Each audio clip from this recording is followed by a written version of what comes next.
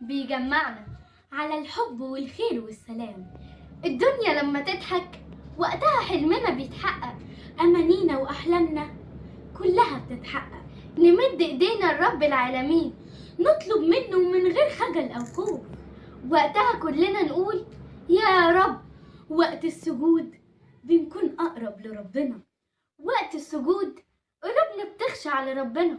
علشان كده حلي دنيتك، علشان كده اصنع بسمتك، وقتها الدنيا تضحك لك. معاكم ملك وحيد ولوجي يسري في برنامجكم الدنيا لما تضحك. رمضان حلوة يا جدعان، شهر الإحسان كله. لقينا واحدة قاعدة عاملين نظافة، فيلا بينا نعمل معاها الخوف. السلام عليكم. ازي حضرتك، عاملة ايه؟ كل سنة وحضرتك طيبة، رمضان كريم عليكم. أنا عايزة أسأل حضرتك سؤال، إمتى بتحس إن الدنيا ضحكت؟ ساعتها ربنا بيديني أي حاجة.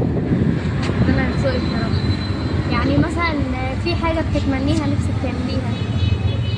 نفسي أقضي حاجة للعيلة، كل حاجة. إن شاء الله.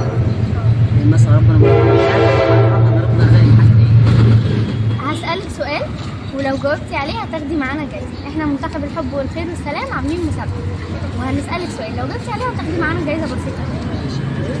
السؤال هو، طبعا انت عارفة ان من أركان الإسلام ان ربنا فرضها علينا، وان لو حد ما بيصليش مش هيدخل الجنة، تمام؟ السؤال هو بقى، كم فرض علينا في الصلاة؟ كم فرض بنصليه في اليوم؟ ربنا فرض علينا كم صلاة؟ كم صلاة؟ الفجر والظهر والعصر والمغرب والعشاء وكل دي. تمام. طب بس احنا عايزين الفروض بس، يعني قيام الليل مش معانا. ماشي. نصلي العشاء، بنصلي 4 سنة، 2 شفع، واحدة. صح. الظهر بنصلي مثلا تحية، لو دخلنا مسجد بنصلي مثلا تحية المسجد، والظهر و2 بعد الظهر. العصر 4، المغرب 3 و2، العشاء 7. شاطرة حضرتك. طب حضرتك كده كسبتي معانا جايزة، اتفضلي. كل سنة وحضرتك طيبة ورمضان كريم عليك. رمضان كريم. كل سنة وحضرتك طيبة. السلام عليكم. وسؤال حلقتنا النهاردة لكل المشاهدين هو: ما هي السورة التي تعادل ثلث القرآن الكريم؟ نقول السؤال مرة تانية، ما هي السورة التي تعادل ثلث القرآن الكريم؟ ما تنسوش اللي يعرف إجابة السؤال يكتبها لنا في الكومنتات. معانا كل يوم فايز واحد على مدار شهر رمضان الكريم. رمضان كريم عليكم.